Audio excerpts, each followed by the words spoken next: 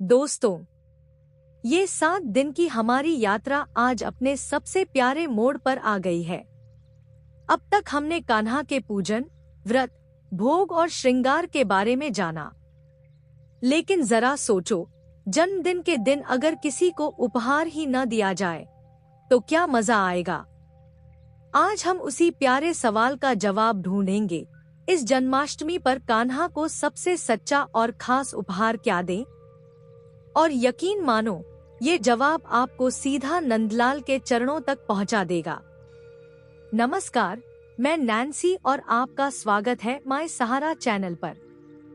दोस्तों, अगर आपने हमारी जन्माष्टमी स्पेशल सीरीज के पिछले 6 दिन देखे हैं, तो आप जानते हैं कि ये सिर्फ एक वीडियो सीरीज नहीं, बल्कि कान्हा के प्रति हमारी भक्ति की एक पूरी यात्रा है। डे 1 में हमने जाना श्री कृष्ण जन्माष्टमी की सही तिथि, व्रत का महत्व और पारण का समय, ताकि पूजा का हर क्षण शुभ और फलदायी बने। डे 2 में बात की जन्माष्टमी पर की जाने वाली 5 बड़ी गलतियां और उनसे बचने के आसान उपाय। डे 3 में बताया कैसे सजाएं अपने कान्हा का झूला ताकि घर में खुशियां, प्रेम और सौभाग्य स्थायी हो जाए। डे 4 में सीखा जन्माष्टमी पर श्री कृष्ण को मां यशोदा की तरह कैसे सजाएं। डे 5 में हमने साझा की जन्माष्टमी की सही पूजा विधि, व्रतधारियों के लिए फलाहार के आसान विकल्प, और सुनाई श्री कृष्ण जन्म कथा, जिसमें बताया कि किस तरह अंधकार और अन्याय के बीच मथुरा की कारागार में भगवान ने जन्म लेकर पूरी दुनिया में धर्म और प्रेम का प्रकाश फैलाया। ये सिर्फ कहानी नहीं, बल्कि भक्ति, साहस और विश्वास की वो मिसाल है जो हर श्रद्धालु को जीवन भर प्रेरित करती है। और डे 6 में बताया श्री कृष्ण के 5 सबसे प्रिय भोग, तुलसी पत्र से लेकर माखन मिश्री तक, हर अर्पण का गहरा अर्थ। आज डे 7 में हम इस यात्रा को खास तरीके से पूरा करने वाले हैं। ऐसे उपहार और अर्पण जो कान्हा को प्रिय हैं और जिन्हें अपने जीवन में अपनाने से सिर्फ पूजा ही नहीं, आपका पूरा जीवन उनके आशीर्वाद से भर सकता है। तो वीडियो अंत तक जरूर देखें।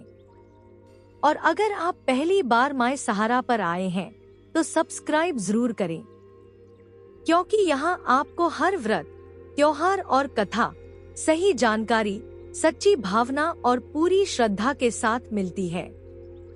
दोस्तों, इस सीरीज के डे 1 से डे 6 तक के सभी वीडियो के लिंक डिस्क्रिप्शन में मौजूद हैं। अभी क्लिक करके देखिए और कान्हा के संग इस भक्ति यात्रा को पूरा कीजिए। अब जानते हैं श्री कृष्ण को जन्मदिन पर क्या दे। माखन मिश्री।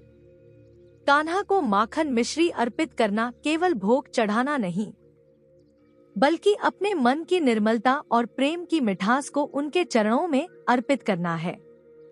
भाव से दिया गया माखन मिश्री प्रभु के हृदय को छू लेता है और आपके जीवन में सुख, शांति तथा कृपा का संचार करता है। मोर पंख। मोर पंख अर्पित करना मतलब अपने जीवन के हर रंग, खुशियाँ, दुख, सफलताएं, असफलताएं, सब कुछ भगवान को सौंप देना।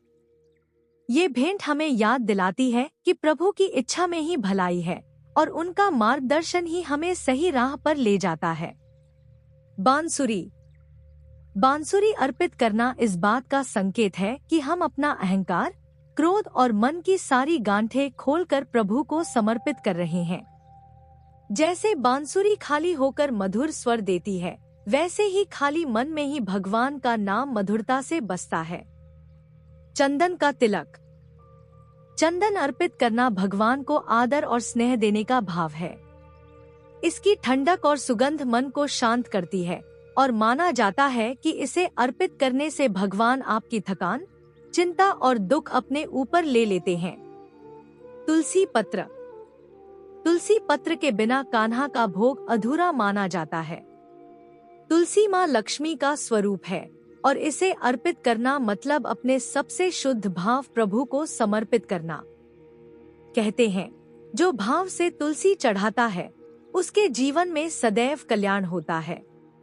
तो ये थे कान्हा के 5 सबसे प्रिय उपहार, जो भले ही साधारण लगे, लेकिन सच्चे मन से अर्पित करने पर ये आपके जीवन को आनंद, शांति और आशीर्वाद से भर देते हैं।